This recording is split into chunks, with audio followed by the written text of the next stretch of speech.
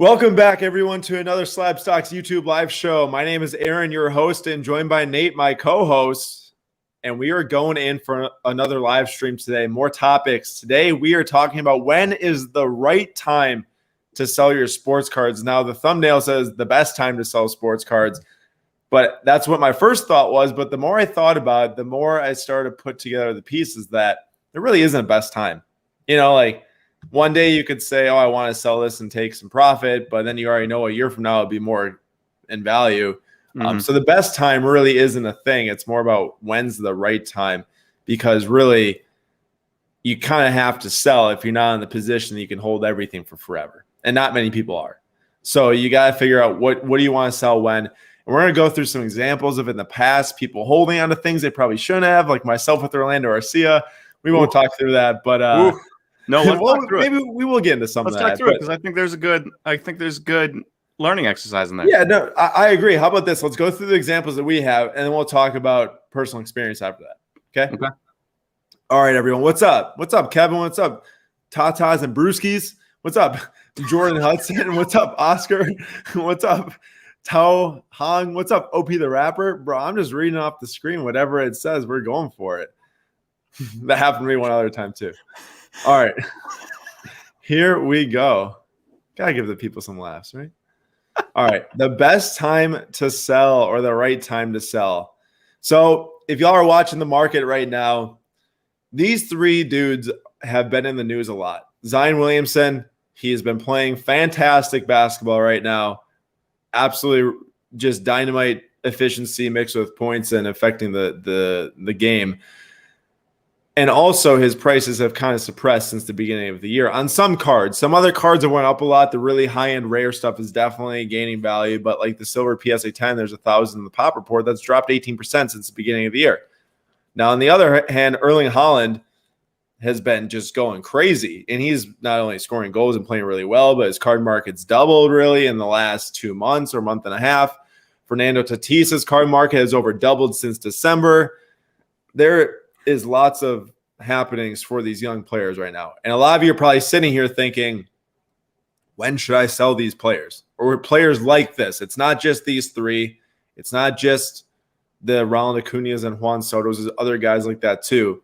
But just keep in mind as we talk about this and as we get your discussion on it too. So comment in the chat what y'all think about these players and what to do with them or what you did. We're just going to talk through some examples and just go through some theories on what we see in the market and everything. But first things first, Erling Haaland, February 21st, a little under a month or a little over a month ago, a month and a week. His Sapphire PSA 10 was $2,044. Most recent buy it now went for $4,900. Some auctions around $45,000 to $5,000, I think. And there's definitely a lot of action going on right here with Haaland. And you're probably sitting here thinking like, man, the guy is going to be one of the best Champions League goal scorers of all time. Should I hold it? Should I sell it? Well, a lot of what you should do is based on what you bought it at. Honestly, like if you bought for $2,000, who wouldn't take $2,500, $2,700 profit in a month and a week and then buy something else? Like you can definitely take that money and even buy a lower end Haaland card and then go buy some other stuff. And there's always different angles that you can get into. So it really just depends on what you like in the market. Now, if we look at Tatis, Nate spent a lot of time looking at Tatis cards recently. So you can talk about this one, but obviously since the beginning of the year, like huge explosion. I mean, for starters, it's a little bit like, look, he just signed a contract in San Diego, so he's going to be in San Diego for 14 years, right? So that has somewhat to do with it.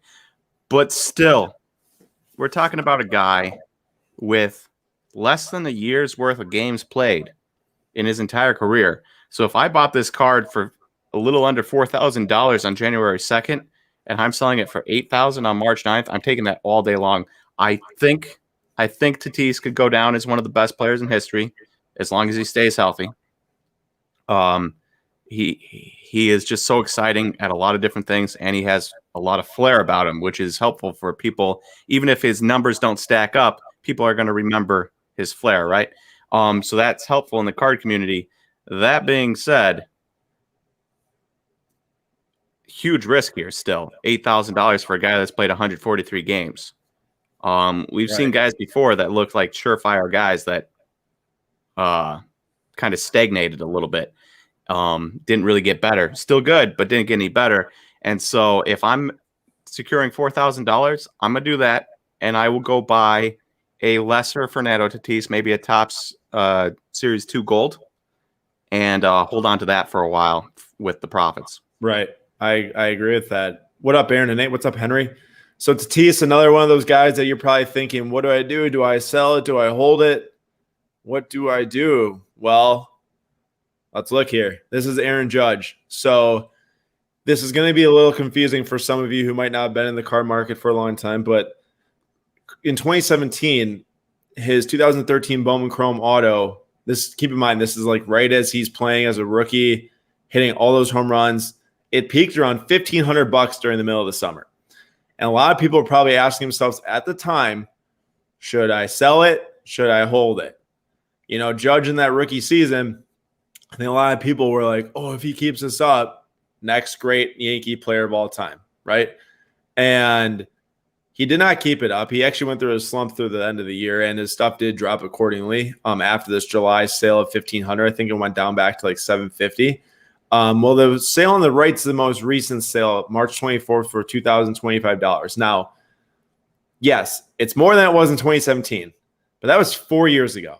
Think of how much growth the card market has went through, not only in the past 3 months, 6 months, 9 months, but the last 4 years. I mean, to put this in perspective, Spencer Torkelson Orange just went for $11,000, and he hasn't played a single game in the minors. Right. So if you think that obviously isn't an orange, but it was a guy at the tip top of the market back 4 years ago. Yeah. But here's like literally, you could have put that $1,500 into something else in 2017, and you would, I swear, you would have like $100,000 card potentially right now. There's stuff that if you bought in February 2019 for $1,000 is like $25K now. So you know you're looking at potentially $50K with that $1,500. I mean, how much was a Mike Trout Topps update back then? I don't know, $200, $100. PSA 10, you know, $5,000 now all day long. You could have gotten like 10 to 15 of them. Yeah. So Kobe stuff back then, you know? Exactly. I mean, you could have had a Kobe PSA 10 rookie for like probably $100 also, you know, like $200 or something, like crazy, just crazy stuff. So keep in mind, like we bring this up because if you have Tatis right now, I know that Tatis and Judge, Tatis is younger at the time as a rookie, and even as a third year now, like way younger, shortstop, all that stuff. But still, there's still a risk factor there that he gets hurt 2 seasons in a row and some of that luster fades rather quickly. You know, and I think that's what Nate was talking about with when he's talking through that Tatis sale. So moving on, now we have a guy. 1 second. I'm gonna bring this up real quick. Batters and pitchers always have to adjust and readjust. Some can't. Wait before you buy somebody in baseball to see if they can make that adjustment, and that is true. You'll find guys that kill one pitch 1 year, and pitchers adjust to their zones, and then the batter has to readjust to that. And if they can't, they end up struggling. We'll see it with Keston Hiura, right? He dominated his first year. He struggled mightily last year. We'll see if he can adjust to fastballs up in the zone this year. But the one thing about that is that if you have to wait, if you're waiting for somebody to, dominate and then adjust after they've been found out a little bit, you're going to be paying a absolute premium on some of these guys, whereas you wouldn't if you just bought in originally. Right. So the next guy, Cody Ballinger, on the left is a sale for a 9.5 for 906. Now that thing was 0.5 from Pristine, so one of the top is the top 9.5 grid you can get, but they were going around 800 to 900, the 9.5s, August 2nd, 2019. Yesterday, one sold for $1,000. Like you could have, like everyone, Bellinger, that when he finally hit that bounce back, amazing. You're barely making money, and you're actually, if you sell on eBay for $1,000, you're breaking even right now after fees, and you're probably actually losing like $30 with PayPal fees and everything. So Another guy that you got to sometimes think about, even if you think that they might be an all-star every year, if you think that they might go and win a World Series, you still have to think about selling and taking profit because that luster only lasts so long for some people. And I can probably guarantee that it isn't going to last for every single player we think might be good. Tatis, Acuna, and Soto, Nate just had that huge debate. Well, all three are amazing. By the odds, one of them is going to end up being Cody Ballinger or Aaron Judge. Yep. One of them, and Cody Bellinger is really good. They won an MVP, won a World Series last year, and yet you're still looking at $1,000 for BGS 9.5. And when I say he becomes Cody Bellinger, I mean he becomes Cody Bellinger the card market. Like they just aren't as sought after. So you really, really, really need to, especially if you're in a position that like you can't buy new cards unless you're selling cards, because there's a lot of people like that. I know some people like to look at all the high dollar sales and say, oh, these guys got so much money. They'll just buy that up and it's just another thing in their house type of thing. For a lot of people in this market, if you're not selling stuff, you're not buying stuff. Not everyone just has that disposable income to throw at it. So like you really do need to think like, hey, if I just bought that Bellinger for $300, $500 before the season in 2019 and I can sell at $900, I might as well do it. Take that profit, go buy something else. Maybe it's a couple non-graded cards you can then grade and make even more margin on. Maybe it's a couple graded that you can flip. I guess the point here as we walk through more of this is just always keep in mind, like, what do you have to do to keep it going? Well, question, just something that popped into my head. You think it's weird that I feel like Dodger players, no matter how good they are undervalued? There's just too many of them, right? There's just too many of them. Cody Ballinger, undervalued. Corey Seager, undervalued. All extremely good. All could be, depending on the year, you could make the argument that they're the best player on the team. Obviously, Mookie Betts historically is the best player on the team, but it wouldn't shock me if you look up at the end of the year and Cody Ballinger or Corey Seager have more wins above replacement than Mookie at the end of the year. It's a tough ask. They'd have to be like 8-9 win players probably, but still, it wouldn't shock me. And I bring it up a lot, is that, you have your one star and then your secondary stars are undervalued. If your one star is really good, like Trey Turner is extremely good, but because Juan Soto's there, nobody really cares about Trey Turner, right? Is this a point where you've got 3 like MVP quality guys so that the money for the fan base gets spread around and people outside of LA don't really care?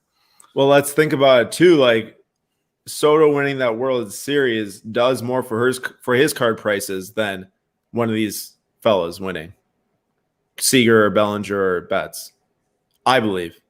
I don't know. Yeah. You're probably in agreement with that, right? I'm in agreement with that. Yeah. It's wild to me because, like, from the outside looking in, if those, I mean, you have Mookie Betts on the Red Sox, right? And his prices still weren't very high. But if Corey Seager or Cody Bellinger were on a different team, it's say one of them was on the Giants and they didn't have anybody good except for that one guy, Corey Seager or Cody Bellinger, I feel like both their prices would be higher. Awesome. I agree. I totally agree. All right, let's move on to a soccer example here. And this is not necessarily tied to performance at all. It's actually not tied to performance at all. So these Messi Prism-based 2014 PSA 10s were like $75 April of 2020, $75. Come August, these things are $3,500 to $4,000, topping out as a Prism-based PSA 10 one is a pop of like 90 to 100.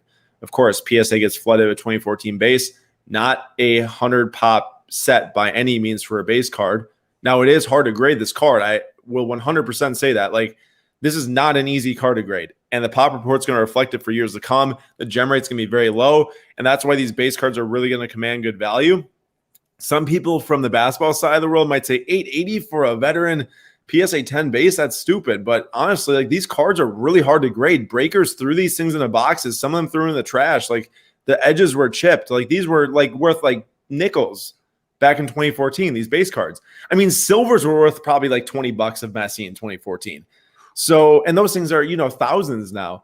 So this card is actually very hard to grade. Now, it's not so hard to grade that there's only 100 PSA 10s out there, which is why that run-up happened. And whenever a set's undergraded, gets graded a ton when these cards go up in value, more pop's going to come. The curve for the PSA 10s just goes like this, and then it flans out. That's kind of like what we saw. It went from 75 to 4,000, down to 400 in December. But if you read the market and you're like, okay, this card dipped a ton, let me buy in hard at 400, you'd be sitting really well right now. These went up to like 1,100 maybe at their height like 3 weeks ago. Man, now it's around 900 for the card, but like sometimes you just got to understand when's a good buying period and when's a good selling period. Honestly, as much as the card market definitely has to do with like, hey, you got to know sports. Like, you got to know which players you want to buy.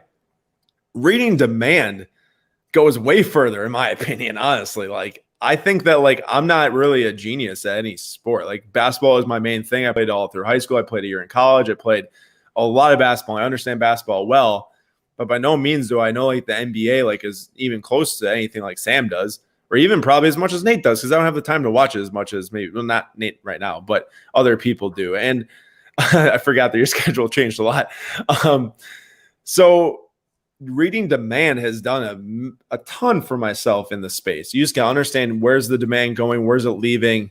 That's really what matters a lot. I think that the pop on the Messi PSA 10s around 1,000 now. Probably 1,000 base PSA 10s, but still compare that to 2019 LeBron Prism. That's mini. Yeah. And then the gem rate is super small compared to that card. So back in the day when PSA grading was $8 a card, would have been worth sending in these cards and just being like, hey, maybe one day if this pops off, I'm good to go. Now that it's $25, significantly harder to send in like a I don't know, Monte Harrison gold foil and be like, hey, if he pops off, maybe I'll be rich. Yeah, exactly. Like, I probably just threw away $25 if he doesn't. Not only that, but you need to invest the $25 the year of time too. You know, because if he does pop off in that time, you can't sell it. Correct. So you really need to be confident in that approach. All right, here's another player that if you didn't take profit when it was there, you know, you'd be hurting right now. Down $2,000 on Jason Tatum Silver PSA 10 when in August during the bubble. These then corrected back to maybe around 3,000, 2,500, 3,000 in October, November. Then they went back up to like 4,000. Now they're back down to 2,500. So it's not to say that like this card's bad. I'm not sitting here saying this card's bad. I'm just saying, hey, it dropped from its peak. If you would have sat there and said, oh, I can always get more, you know, you'd be out that extra profit for the time being. Now, I also want to address one more thing when we talk about this card is if you bought Tatum Silver PSA 10 for $200 and it goes up to $4,500 and it then drops down to $2,500, you do not lose $2,000 because you didn't sell at $4,500. You should be happy selling at $2,500 still if you bought for $200. You know, like you just missed the peak. Let's be real. No one can predict the peak. If you hit a peak sale price within like a 6 to 8 month, 9 month, 12-month window, you were just lucky. You had an auction ending at the right time. You had someone come in and offer at the right time where the player is super hyped. Yeah, no one can convince me that you can read it. You just happen to sell the thing on the exact same week that player, or you know, your sale is ending on the exact same Sunday that dude just hit 3 home runs or scored 3 goals or went for 50, right? Yeah, exactly. So, you know, like you got to understand when are you selling? And what Kevin says is if you 5 times your money, it's an auto sell for real. I mean, a lot of people need to be happy with that. Now, there's a lot of times if you sold at 5X, you missed out on the 20X. But if you are a card enthusiast and you know what you're doing, you probably took that 5X and you turned it into another card that grew just as much in that time or more. I mean, that's what I found a lot of the times. I was selling some stuff that I was like, dang, you know, this is going to be really good, but I made a lot of profit on it. Whatever I went to next worked out just as much or better, especially with the soccer in 2019 worked out way better. So I was thrilled to sell my Lucas Silver PSA 9 for $200.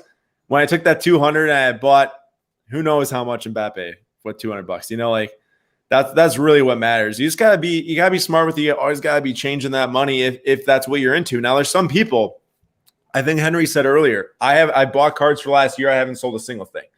Now that Henry's a case that's not like the majority of the market. Not everyone can just buy for a year and not sell anything. You know, you'd run out of money and you probably would be eating Kraft mac and cheese, or actually Roundy's mac and cheese or something that's like 50 cents because you can't afford the Kraft at $1.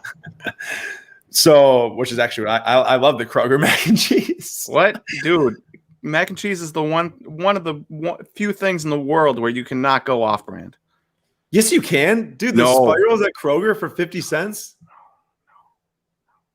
No, dude, Kroger stuff is legit. Kroger at Pick and Save, I get the Kroger Cocoa Pebbles, the Kroger Honey Nut Cheerios, which are like toasted oats or something. Dude, they got good stuff. I will always buy it. No, I understand. I've gotten plenty of Kroger stuff. Have you tried their – this is way off subject, so I'm sorry, guys. But have you tried their tortilla chips? No. Terrible. Really? Oh, yeah. Have you tried their jalapeno chips? Better than Lay's. My roommate works for Frito-Lay, but I'm sorry. Kroger jalapeno chips, $1.80 a bag. Lay's are like $3.30. Man, way better. Especially for the money. True. Quick Trip mac and cheese is fire. Nate knows all about that. Nate used to eat breakfast, lunch, and dinner at Quick Trip. Well, yeah, when I was in college, on my way to class at like 6 o'clock at night, Quick Trip was the quick stop for supper. You used to get all those chocolate milks, right? Oops. Yeah. Quick thing here. You talk about 5 times, but for me, a lot of times, unless I really, really believe in the guy, like extremely believe in the guy, I'm happy with 2 times. If I spend $20 and I can sell a card for like $45 and get $20 back after fees, I'm extremely happy with that. Yeah. And then you just take that money and put it into something else, right? Exactly. And a little story for myself.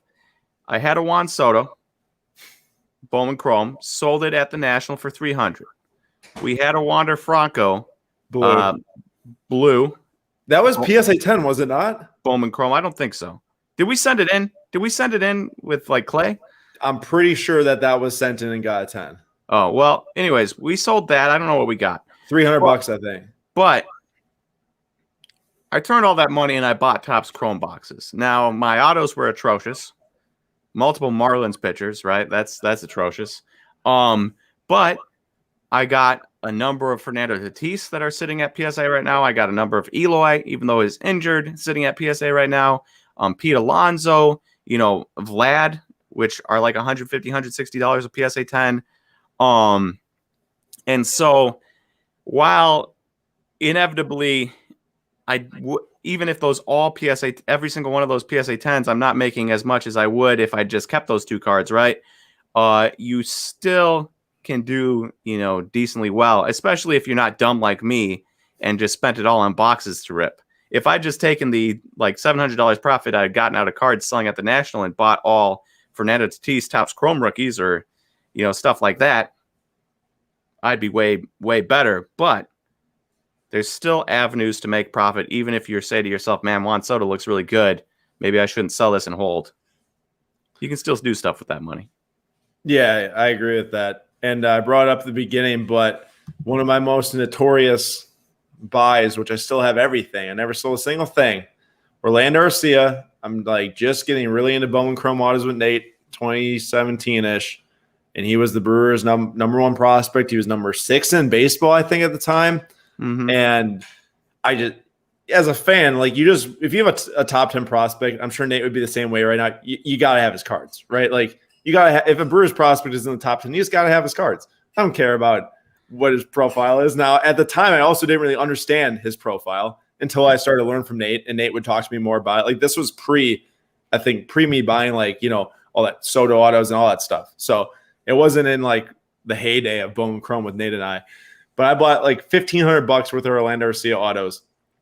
I bought like base between like 20 and 25. They went down to 10. I doubled down, bought like 10 more.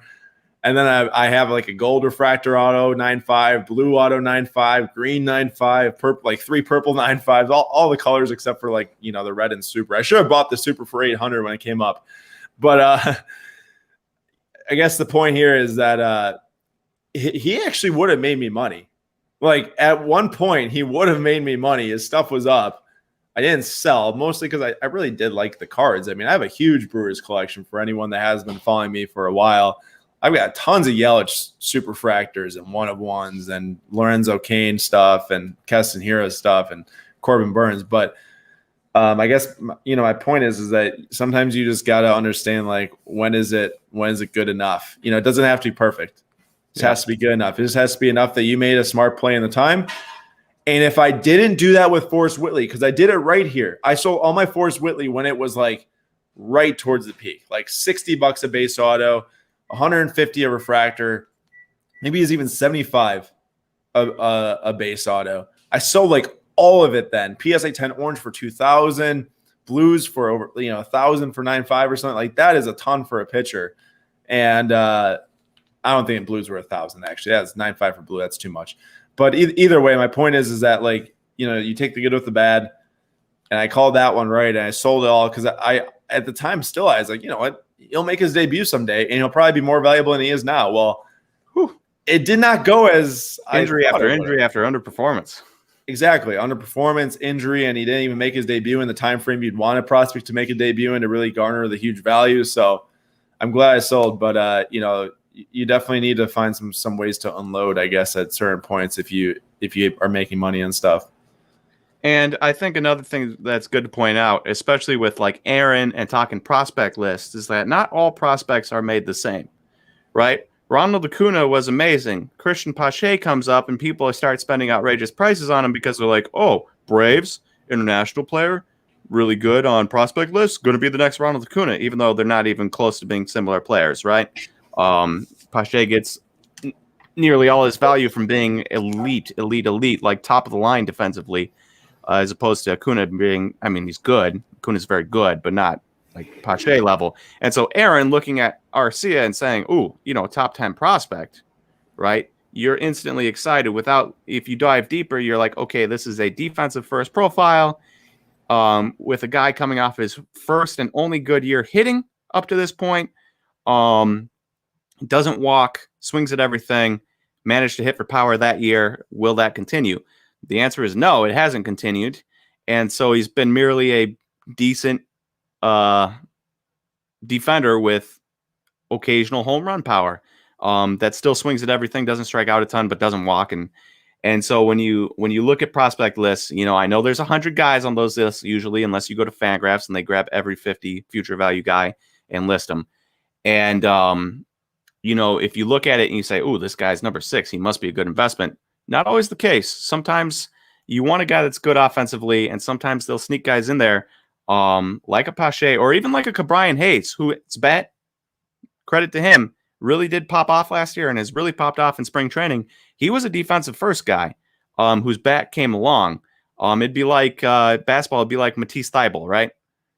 Defensive first guy who hopefully his shooting comes along. That'd be the type of guy you're investing in. And so important to know. That's all I got. Right, and let me give Nate some props on Brian Hayes, because way back when we started Slabstox articles, like way back, like early 2019, Nate wrote something on Brian Hayes and gave the points, defensive first, high floor, probably lower ceiling. If you find some power, he'll be nice. It didn't work out right away, didn't Nate? But no, took 2 years. Hey, but see, look at that. Like, it doesn't always have to work out right away is the point, though. Now he's a top 10 prospect on MLB Top 100. Isn't that incredible? Yeah.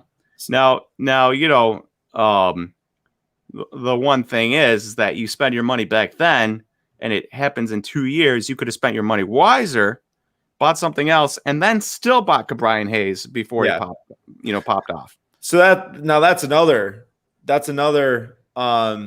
point is that sometimes if it's your Zion Silver right now, PSA 10, if you're not a believer in the card, I'm not talking specifically Zion Silver. I'm just talking about something that goes down 20% in 4 months, and if you bought it a little lower, even if you bought at the peak, at what point do you decide to cut bait and buy something else so you think you can make that money up elsewhere?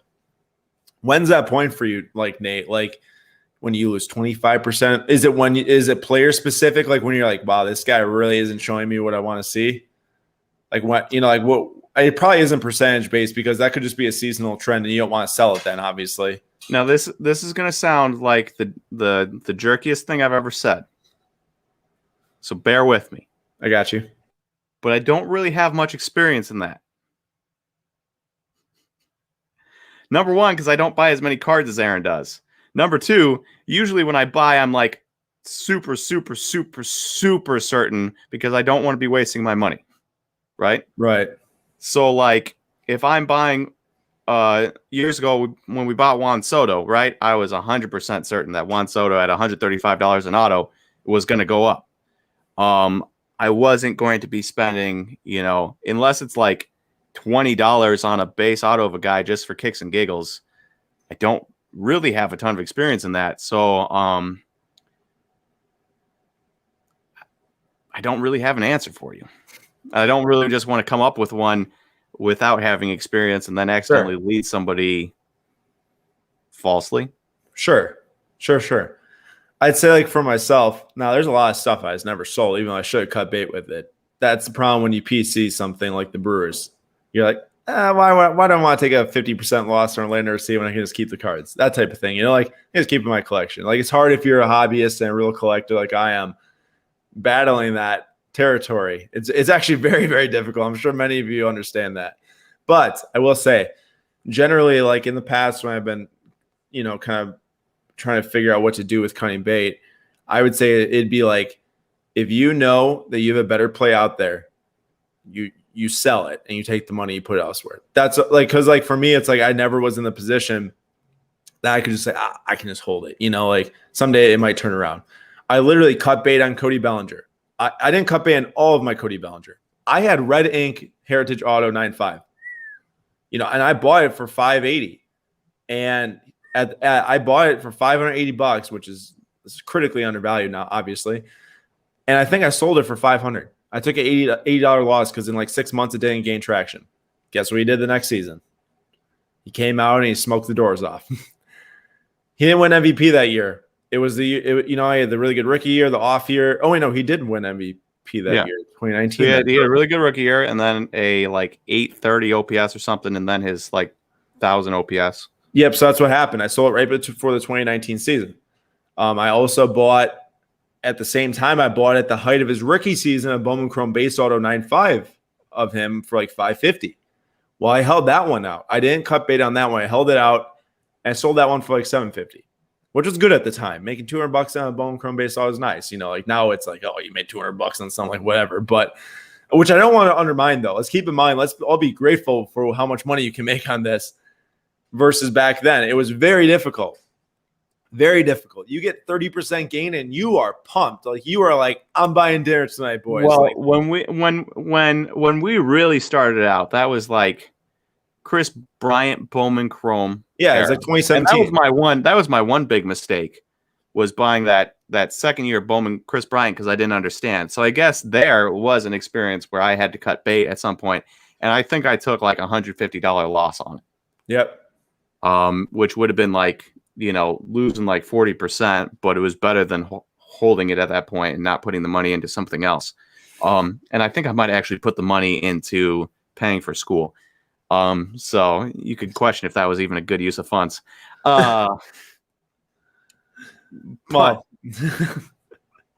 when we started, Chris Bryant was like the top. When Aaron was always into cards, but when I got into talking cards with him, like there was a good long time between the age of like 10 and I don't know, 17 for me, probably, where I didn't think about cards ever. Right. And then Aaron got into cards, and then, I'd think about him a little bit off and on because Aaron was in them. And then, I don't know how old I was when we got into it back again, but Chris Bryant was a big name. And how much were his Bowman Chrome autos? $400. So it was like his 2013 Bowman Chrome draft auto, which was not inserted into the Bowman Chrome draft set or Bowman draft set. It was actually inserted into the same set that 2014 auto that you bought was, I think. I'm pretty sure it's in 2014 Bowman baseball. But it's like it's like a draft insert, not insert even. They just didn't put it into the real draft set. Okay. That card was the hottest card at the 2017 National by far. That it was right after he won that MVP, and I think the Cubs won the World Series. That right before that, 2017. And we went to Chicago. Remember that? We went to Chicago. Was that 2016 they won or 2017? What year did the Royals win and which year did the Cubs win? I think the Cubs won in 2016 when I was a freshman in school. Okay. Because we went to the National that following summer with my friend Nick. And that was right after like MVP, World Series. He's like, 23 or something. And Chris Bryant was just so hot. I would have to look up to see how much it was at the time. I wonder if it's actually cheaper than it, or if it's like cheaper now than it was then. I mean, the point is that back then the prices were not that high, and you were like, if you opened a box and hit one of those, you're probably sitting on like a $400, $500 card. And nowadays, you get Garrett Mitchell 21st pick in the draft base autos for $225, right? And it's just crazy. It's crazy how the game has changed. Are you ready for this? Yeah. Chris Bryant 9.5 2013 draft auto, which did not have the first logo on it. I don't know. Did any of those 2013s have first? I feel like that maybe it said it like underneath the actual Bowman Chrome logo, not like the first logo, but whatever. $370 as of 2 weeks ago. If I go back to 2017, this 9.5 was $700 for a base in 2017. Now it's $370. It's actually pretty good. Pretty good price for back then, all things considered. I mean, yeah. Do you remember when Vlad's 9.5? You told me that's another one that you told me. I keep on kind of forgetting that was one of your like, hey, Aaron, go buy that. $250 for a Vlad 9.5 auto Bowman Chrome. And then you sold it for like $900, didn't you? Sold it for like $900 and it topped out like $1,200. I missed the peak sale. I sold it on the way down for $900. So that's another thing you can do. You don't always have to get that peak, but you got to know when it starts to dip a little. Maybe you sell it then because you still get huge profit, but you can still, you don't get the peak sale instead of not knowing when the peak's going to be and selling on the way up, because then you might potentially lose, ground. But the point is that like that's another one that Nate was like, hey, grab that. And then $900 now for the top prospect. People will be buying Wander Franco auto 9.5s like 7 out of 7 days at that price, Could you imagine? No. So it's just kind of crazy. And also let's talk about this. Let's talk about this just because we're on the discussion, I guess. But MJ PSA 10s were $780K through Golden auctions in January, and now they're $450. So that's right. A couple sold through Golden at $490 after the buyer's premium. One sold through PWCC auctions at $450. I did not get into this discussion on Instagram for the reason that I think that people are blowing it out of proportion. And I didn't want to add to it because if Kevin's still in here, Limestone cards, he articulated pretty well in his story posts. But the people buying those for $780, most likely were not concerned about a short-term drop. They didn't buy those to flip them. And if they did, then they're not in the right market buying a $700,000 card trying to flip it. They're just not. That's the thing that you lock away for 10 years and you open it and you take, or even a couple years, and you look at it again. Like, here's the next point. When they went to $700K, they were like $225 like a month before that. So let's just pull things into perspective here. That card's up $225 to $450,000 in the last like 2 months. That's unbelievable. Stuff is always going to drop from a peak price when it rises too fast. We'll talk about it always like that. Like when it goes up too fast, it's going to come down at some point. You just can't sustain that hype for that long. And that's why I saw someone bring up about Holland Sapphire. Like, how long can it keep on going up in price? Like, probably not that much longer right now in the short term. Like 5,000 might be the peak, and then we'll see it drop back down to 3,500, and especially this summer when he's not playing in the Euro. So keep in mind, if you have like Holland Sapphire 10 or something like that, maybe that's the time to sell it if you bought it for 2,000. But with that being said, if you're long on cards, if you're long on soccer, if you're long on MJ, all that stuff, like, shoot, throw it in the safe, pull it out in 2 years. We would have told you that same thing about Mike Trout 2 years ago. You'd be very happy today, wouldn't you, Nate? Yeah. I wish somebody had been like, Nate, just take some of that money you're going to go waste on like food and buy a Mike Trout for kicks and giggles. I think someone was like that. That's true. You were, but I like food. So I know. All right. Well, yeah, I'm going to answer this quick because, Brewers prospect and all.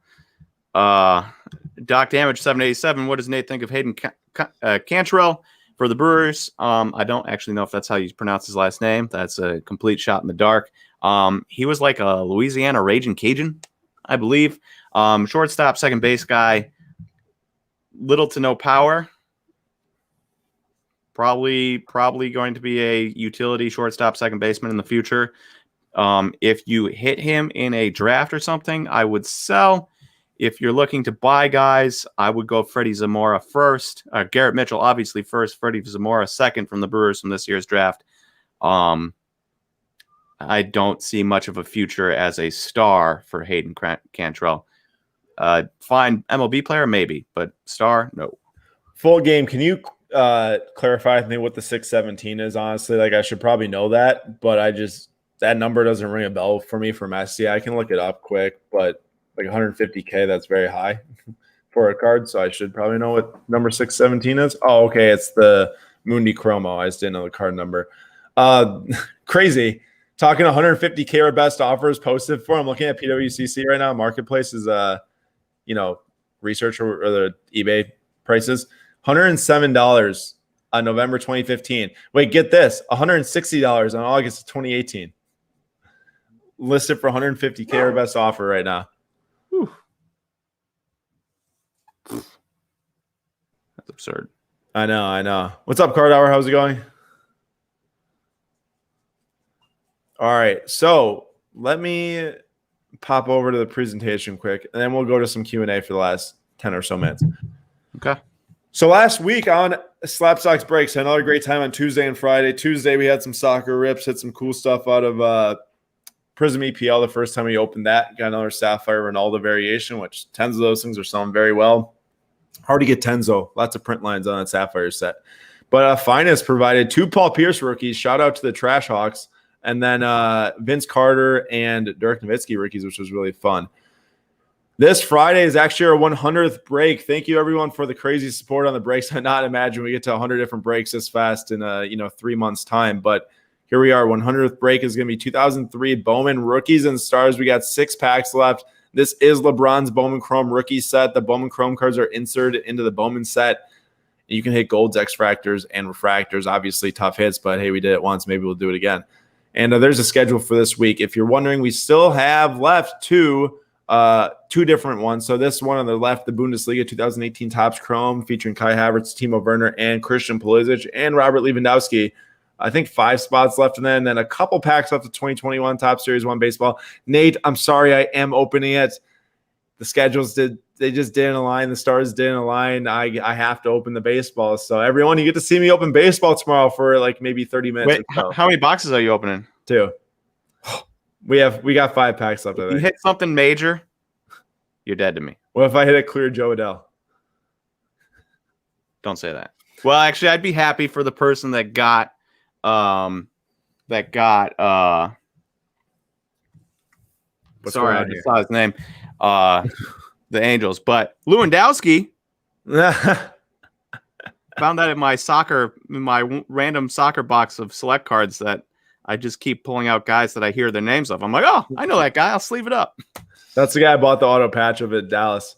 So if you guys do want to hop into the last couple of breaks left for this week, they're actually breaking tomorrow on Tuesday, the Bundesliga and the baseball. The Fridays, the Bowman Rookies and Stars. That is on slabstocks.com/shop. Now, to end today's show, we will just take some Q&A for the last 10 or so minutes. So if you have a question, throw it in the chat, and we'll see if we can get to it. And it can be about the starting presentation, or it can be about anything else. Uh-oh. Nate? I actually want to know. I want to know why. I want to know why you think that. I don't think anybody else in the world thinks that, but Larry Smith thinks that. So let's get an explanation there, Larry. And that's going pretty far. You wouldn't buy them even if we paid you to buy them. I mean, it's highly likely that Mike Trout, at the very least, ends his career as like a top 10 player. And Nathan Maldonado, Neymar Jr. holders sell after the new contract signing. So I actually did just pick up a couple Neymar cards. I bought some in the past, like right when I did my first soccer journey, and I had a Topps Chrome Blue out of 150 of him, which I then flipped like $5 into like 55 or 75 or something. But I just bought a couple of different ones actually today. Select Field Level 2017 color parallels, because I just really like Select color, and I think that Neymar as a player, I'm not like a huge fan, honestly. I think he's a little prima donna-ish, diva-ish. But PSG signed a long-term contract there. I think that he's going to be a star with the Jordan brand and everything for years to come. And if he sways Mbappe to stay, that's going to be a killer duo, obviously, for the foreseeable future. Next point, playing for Brazil. I do think that Brazil is going to have a really nice starting 11. I don't know all the players there, but I do know that they got some really good young players. And if next year in 2022, Neymar is the centerpiece with young players backing him up, I think that's pretty cool. Like I said, I did just buy a couple Neymar cards actually today, funny enough, but that's my thoughts on it. Hey, did I send in a Neymar Select Silver? I don't think so. No, I would have known if you had that. I feel like you told me to send in a Neymar. You're like, oh, sometimes those No. I feel like I sent in a Select Silver of somebody because you were like, oh, sometimes those guys No, you sent in Gareth Bale. Oh, Gareth Bale, that's right. Not even close. Will you ever get into football cards? Will you ever get into football cards? Reporting wise on Slab Stocks, definitely. I'd say like right now, it's like, we talked about it last week. We picked out like some quarterbacks we think are good buys leading up to next season. I said Herbert, Nate said Burrow. Clearly, we talked about Kyler Murray too. Going into the third season is a pretty big deal for quarterbacks. But in terms of like me being excited about them, like not really. Honestly, the excitement level is just not there for me with it. It's such a short season. It's such a dire situation week to week.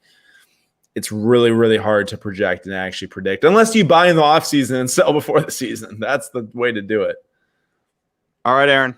I've got two things I'm going to show, and then I'm going to make counterpoints to them. Okay. You ready? Baseball players start tanking after 10 years. If a guy comes up at the age of 24 and he starts tanking after 10 years, that makes sense because he's 34. Mike Trout came up at the age of 19. You saying he's going to start tanking at 30 when he's in the middle of his prime is ridiculous. Number two, my second counter argument, Nelson Cruz. Obviously Nelson Cruz is one of those guys that's like age defying, but it's not a guarantee that somebody's going to tank after 10 years because Nelson Cruz is 40 and just hit, like 300 with like a 600 slugging last year or whatever he did with the Twins. And then Trout is in year 11 and has done nothing. True. He's played in one playoff series or even one playoff game, I think. Maybe it was a series. I don't remember if they were wild card or not. But it's not his fault that Josh Hamilton stunk, right? It's not his fault that Albert Pujols signed a historic contract and then was not Albert Pujols because of various foot injuries, constant foot injuries.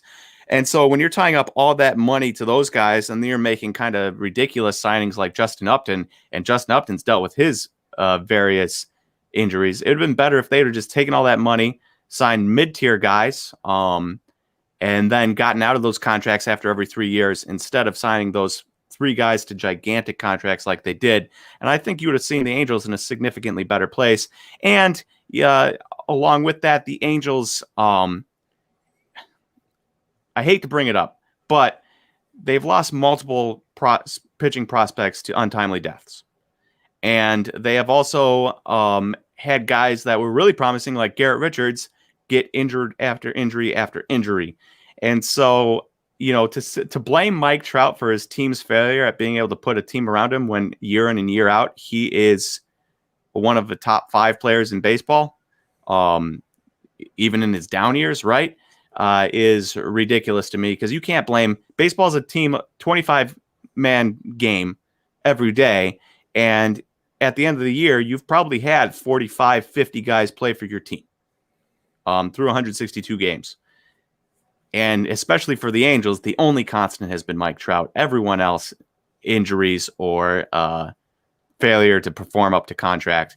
And so Trout has done a lot in 11 years. The only thing he hasn't done is make the playoffs, and it's not because of him not trying.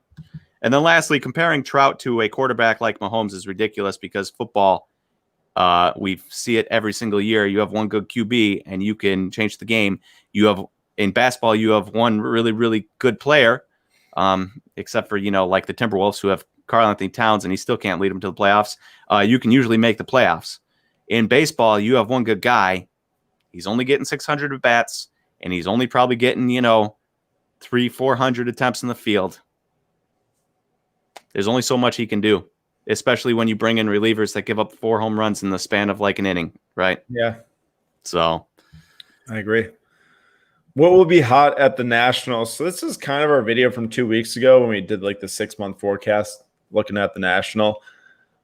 I believe anything young QB is going to be hot. Young QB with promise will be hot.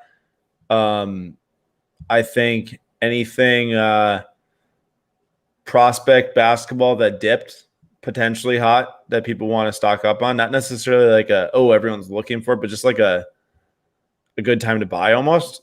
Like because here's a weird thing about shows. I was in the Dallas show, John Morant, a little down at the time. I had a jaw card, I still do. And people were looking at me like I had 4 eyes. Well, I do wear glasses. Like I had 5 eyes when I went up to their booth. Like, John Morant, his stuff's down. Like, I don't want that. It's like people, like I don't get why, but if there's a card that they're like, I know it'll be up next year, but I just don't want it right now. It's like, well, don't you want it right now? And I didn't really need to get rid of it. I am happy holding it because of that same exact reason. People only want to grab stuff when it's hot, which makes no sense to me. It makes no sense to me. That's not the time to be like, you don't want to buy Ja going into the season. You want to buy him after the first 4 months when Modern dips a bit. So I don't get it myself, but generally the stuff that's hot is the stuff that's going to be at the highest value proportionally at the time, and that's generally the stuff that's going to dip the closest after, I feel. But it's there's gonna be a lot of stuff that's hot. There's gonna be so many different things that people want because there's gonna be so many different people, there's so many different interests. It's hard to actually pinpoint say like one thing's gonna be hot. I guarantee you that Kobe and LeBron and Jordan are gonna be hot, just like always. Okay, a couple more here. There's a lot of like trout back and forth here. I'm having a hard time actually finding questions. I saw this one earlier. Full game highlights. What do you think of 2016 Silver Courtside PSA 10? Simmons has a pop of 60 and sells for 1.5K. Ingram pop 41 sells for 1.2K. Cam Reddish sells for 1,000. JJJ sells for 2,000. Seems crazy. That's because it is crazy because so many people like to bet on what can be versus what is. Mm-hmm. And I think that's a good idea if you're buying off of what is, given that you still think it's going to be big in the next 3. Like, you don't want to buy a guy that's just like at their peak now that people don't care about because, like at that point, they're just not going to care about when they're on the way down. So, if you think that Simmons is going to develop into one of the best players in the NBA, definitely a buy. If you think Ingram's going to lead that team, hopefully with Zion, or Zion's going to lead the team with Ingram being that, 3-point shooter or whatever, might be a good snag too. By the way, I think that Zion is going to be one of the best of all time if he stays healthy. The man, come on, 6'6", and you're shooting 85%. I don't care how many shots you have in the lane. If you're 6'6" and you're shooting 85% on 39 points, that is just unheard of. And he's one of the best finishers I've ever seen in my entire life. I swear. That man has got the most insane finishing ability I've ever seen. I would agree. And I would literally put him up there with Jordan and LeBron in terms of finishing at the rim. And I'm not you see him get hit and still flip it up and in. It's ridiculous. Some of what he does makes no sense because you're in your head, you're like, yeah, he's 6'6", and then he just goes and bodies a guy like Steven Adams and goes up and just like, what? Yes. And here's the other thing. I was talking with my good friend Brock today. Zion's efficiency, I think, proportionally helps his team more than a guy like Luka. I might be out of line here. The amount of possessions of value that they get down the court with Zion could be higher than Luka. It probably is. If you're scoring that much, if you're not making as many mistakes as Luka, you're just going to help out your team more, in my opinion. And I think that the Pelicans are so bad outside of Zion. If he had a team around him, they'd for sure be in the Are you telling me Eric Bledsoe's bad? Dude, I'm telling you that he's awful. But he's shooting a career high in 3-point percentage. Which is probably still awful. No, it's good. He's actually shooting well. Oh, really? Oh. Yeah. My point still remains. I think that Zion's efficiency is unreal. I think that he is unreal finisher. I know that Giannis kind of fell into the thing now where people are like, he's got to get a jump shot, otherwise he can't get any further type of thing, I don't know if Zion needs even a 3-point shot ever with how good he is. I mean, you'll see as time goes along and people start to maybe figure him out. Maybe he does, but at this point, just just go at the rim and you'll be the highest in the paint scorer of all time. He already is leading the NBA in the point scoring right now. Yeah. Look at Giannis, obviously taller, but not heavier, but taller. Everyone knows what he's going to do. He'll jack up a mid-range shot every once in a while and a a 3-pointer occasionally and miss airball 95% of the time. But for years, everyone knows what Giannis is going to do. He's going to try to get to the rim. He still puts up 20-plus points every single game, right? Even though you know it's coming. The highest, and, you know it's coming with Zion. He's still going to put up his stats.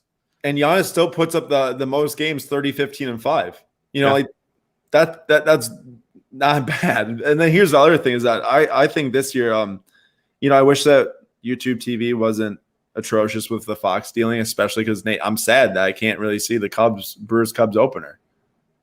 We are going to have to find new means of watching the Brewers. I know. Well, my point is that watching Giannis just seems more poised this year. You know, like in the post, very poised. Seems like he knows what he's doing and he got some actual coaching with it too. And obviously we talk about this every week now, but Bucks kind of adjusted the play style. I think it's suiting Giannis super well. We'll see. I don't take anything. I take literally nothing out of this regular season. I could care less if they were 500. Yeah, I just want them to make the playoffs and see what they can do. If we don't win, nothing matters. Hey, I agree. I do agree with that because I had someone ask me, like, oh, have they figured it out or something like that? I'm like, I won't be able to say anything until I see them in the playoffs. They got to get to they literally have to win the East one of these years to actually like make it. And I'm not winning the finals, obviously the ultimate goal, but just getting out of the East. It's so important. You just can't keep on falling short in your conference. Yeah. I will say this. I don't mean to be a Debbie Downer, but if we don't win with Giannis, I don't think I will ever see, because look, we had Lou Alcindor in the 70s. They won a championship, 72, and then he got traded away in 73, 74? What was that, like 3 years after you're born? It's funny. Just kidding. Classic. And so, 50 years later, if it's 73, 40 years later is 2013, right? 40 years later, Giannis comes around. So if I have to wait 40 years for the Bucks to have a transcendent talent, I'm going to be ancient by the time the Bucks get somebody as good as Giannis again. So if we don't win with Giannis, I don't think we are ever going to see a championship in Milwaukee. Well, first off, I hope I don't die when I'm 62. Second, secondly, I also hope that we win with Giannis because, man, it'd be really hard to have a back-to-back MVP and not even get to the finals once. That'd be really tough to swallow. Imagine, it'd be worse if you had, I don't know, Kevin Durant, Russell Westbrook, James Harden. Don't win. I know. Hey, man, at least they made it to the finals and lost to LeBron. You know what's going to be even worse? Having Kevin Durant, Kyrie Irving, James Harden, LaMarcus Aldridge, and Blake Griffin. And losing the Giannis. Also not winning. I saw somebody say the other day that LeBron is like Thanos and the Nets are like the Avengers trying to get everything they can to stop a 36-year-old LeBron. Pretty true. Very true. Man, if we eliminate the Nets from the playoffs, that would feel like an NBA championship win in itself. Now the job's not done, but that'd be awesome. Yeah. Speaking of Nuggets winning this year. I am very. Did you watch Aaron Gordon with the Nuggets last night? I heard he played really well. Yeah, it's pretty fun. So it's interesting to because you kind of forget about a guy like Aaron Gordon because who watches the Magic? No one, man. Nobody watches the Magic. And then you had Vucevic coming in and kind of taking the shine off of him, and so I'm like, yeah, Vucevic is really good. Aaron Gordon washed up because I'm not paying attention. You get him to a good team and reinvigorated and healthy, should be fun. Yeah, for sure. All right. Does that wrap it up for today, Nate? Perfect. Sounds good to me. Let's wrap it up, everyone. Have an enjoyable rest of your Monday evening. Come back next week, Monday at 6 p.m. Eastern time for more discussion on the sports card market and all things like that. I think it's another good talk today. I kind of enjoy, y'all talking in the chat about our topic and then just going with whatever. It's been a fun time. And even the Mike Trout harassment. Man, sometimes not necessarily that he's a troll, but sometimes you get those people that just like to say stuff to create some controversy, which, that's what works. So that's why Skip Bayless is famous. So that's true. That's true. And Skip, I can't believe you just brought up Skip Bayless's name on our show. Just saying. All right, everyone. Thank you for watching, and we will see you all in the next episode. And if you all want to watch us back, you can right after this show in case you miss anything. Thank you all, and we will see you all next week.